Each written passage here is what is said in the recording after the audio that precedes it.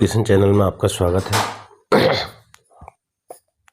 बच्चों, आज हम 10वीं 12वीं एमपी बोर्ड के एग्ज़ाम के संबंध में से वीडियो में संपूर्ण जानकारी देने वाले हैं कि आने वाले वर्षों में 10वीं 12वीं बोर्ड के एग्ज़ाम साल में 2 बार होंगे। जिसमें ज़्यादा नंबर आएंगे उसे गिना जाएगा।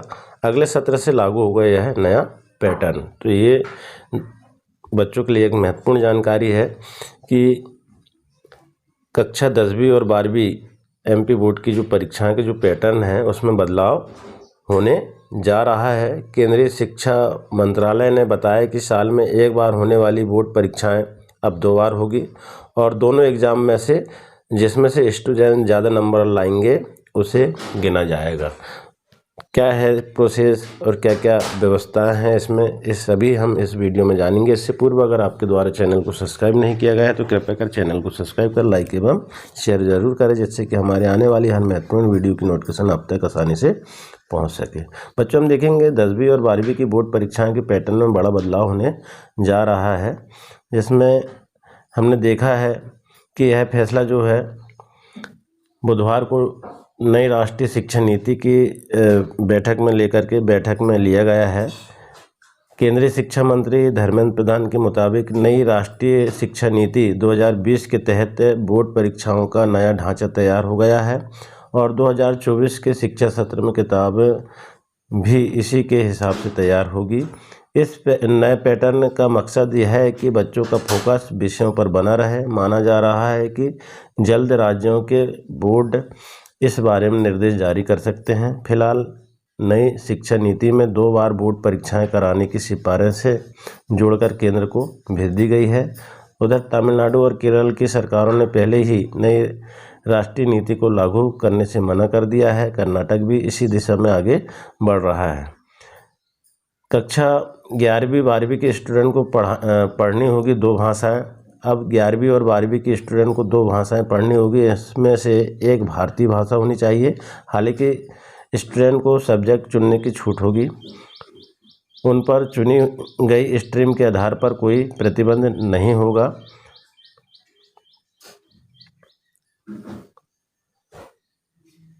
किताबों का सिलेबस कम होगा, कीमतें भी घटेगी। शिक्षा मंत्रालय ने बताया कि एकेडमिक सेशन 2024 के लिए किताबों में भी बदलाव किया जा रहा है। किताबों में अब भारी भरकम सिलेबस भी नहीं रखा जाएगा। किताबों की कीमतें भी कम की जाएगी। नया सिलेबस न्यू एजुकेशन पॉलिसी 2020 को ध्यान में रख कर के तैयार किया जा रहा है। स्कूल बोर्ड कोर्स पूरा करने होने पर ऑन डिमांड एग्ज़ाम कराने की मांग कर सकेंगे। इन बदलाव के पीछे का उद्देश्य स्टूडेंट को महीनों तक बोर्ड परीक्षाओं की तैयारी करने के मुकाबले उनकी समझ और उपलब्धि का आकलन करना है। अब जानेंगे हम एग्ज़ाम 2 बार क्यों हो रहे हैं, इसके पीछे क्या तर्क है।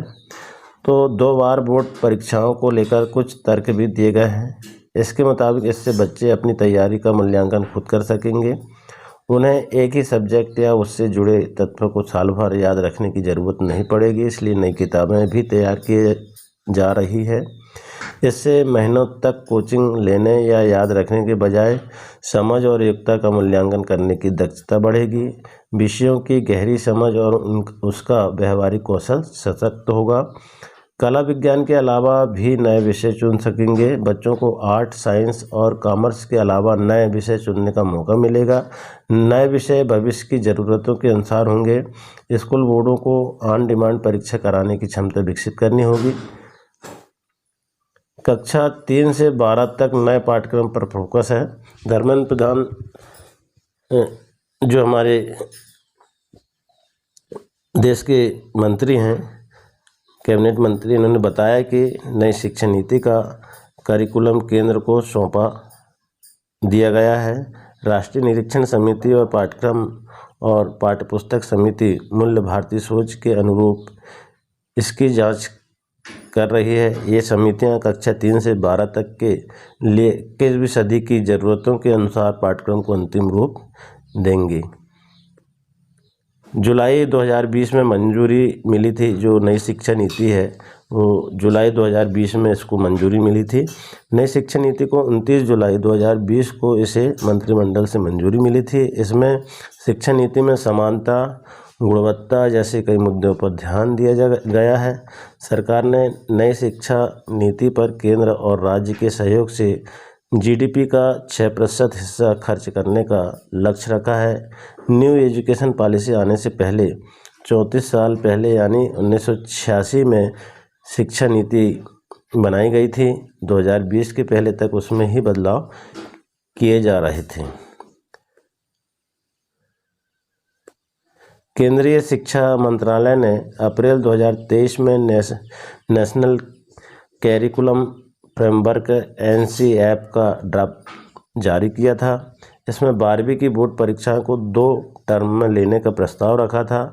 10वीं और 12वीं के नतीजे में पिछली कक्षाओं के अंक जोड़ने की सिफारिश भी की गई थी। तो इस तरह की यह बोर्ड परीक्षा से संबंधित एक महत्वपूर्ण अपडेट, महत्वपूर्ण जानकारी इस वीडियो में दी गई है। आशा है बच्चों आपको यह जानकारी समझ में आई होगी।